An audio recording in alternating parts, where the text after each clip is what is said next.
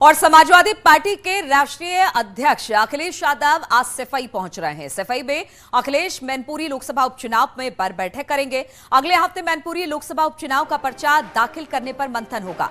इस बैठक के लिए मैनपुरी, करहल, भवगांव, किशनी और जसवंत नगर विधानसभा के पदाधिकारियों को बुलाया गया है। तो अगले हफ्ते जिस तरह से पर्चा दाखिल करना है, उससे पहले आज अखिलेश यादव सफाई पहुंचने वाले हैं। सफाई में अखिलेश मैनपुरी लोकसभा उपचुनाव पर बैठक करेंगे और इस बैठक के लिए मैनपुरी, करहल, भावगांव, किशनी और जसवंत नगर के विधानसभा के जो पदाधिकारी हैं, उनको भी बुलाया गया है।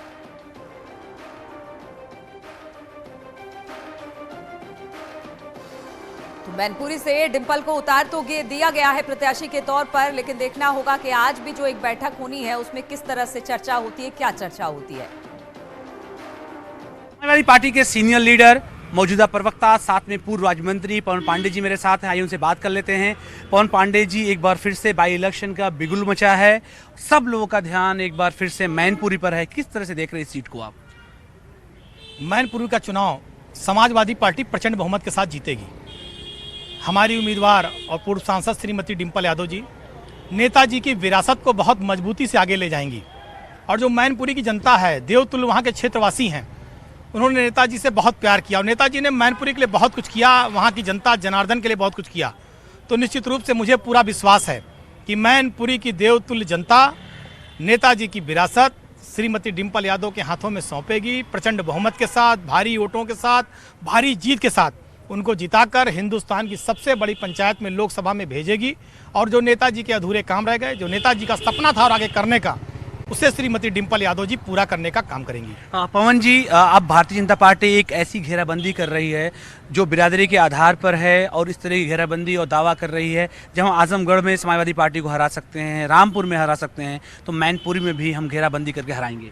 देखिए, भारतीय जनता पार्टी सपने, जुमले, झूठ, षड्यंत्र, इसी की पार्टी है और हम इसके बारे में कुछ नहीं कहना चाहते। लेकिन मैं इतना जरूर कहना चाहता हूं कि जिस तरह से वो प्रशासनिक मशीनरी का उपयोग करते हैं, जिस तरह से सरकारी अधिकारी, कर्मचारी भारतीय जनता पार्टी के कार्यकर्ता बनकर काम करते हैं, ये दुर्भाग्यपूर्ण है।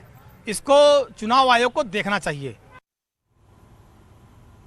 और इसी पर बातचीत करने के लिए अलाउद्दीन हमारे साथ जुड़ गए हैं। अलाउद्दीन, मैनपुरी से प्रत्याशी तो उतार दिया समाजवादी पार्टी ने, लेकिन आज सफाई पहुंच रहे हैं अखिलेश और बैठक एक करने वाले हैं जिसमें मैनपुरी, करहल, भावगांव, किशनी, जसवंत नगर हर जगह से पदाधिकारी बुलाए गए हैं।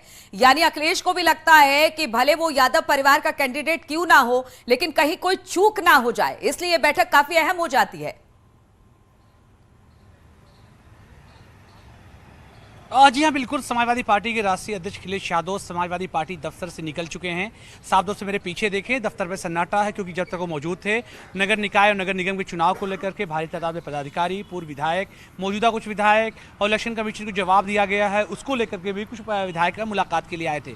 और फिलहाल यहाँ से बमुश्किल 200 मीटर की दूरी पर राइट हैंड पर या कैमरा पैन करेंगे तो उनका अपना निजी आवास मौजूद है, जहाँ पर वो फिल वक्त हैं। माना जा रहा है कि निजी आवास में कुछ लोगों से महत्वपूर्ण मुलाकातें हैं। वहां पर मुलाकात के लिए उन्हें बुलाया था और अब से करीब 1.5 से 2 घंटे के बाद तय समय जो है वो 5 बजे के लगभग का है, यहां से वो रवाना हो जाएंगे। और जिस तरह आप जिक्र कर रही थी, सभी 5 विधानसभा क्षेत्रों और कम से कम एक विधानसभा क्षेत्र क्योंकि खुद विधायक हैं, एक से जो है शिवपाल सिंह यादव और बाकी समाजवादी पार्टी के पास टोटल 3 सीटें वहां पर हैं।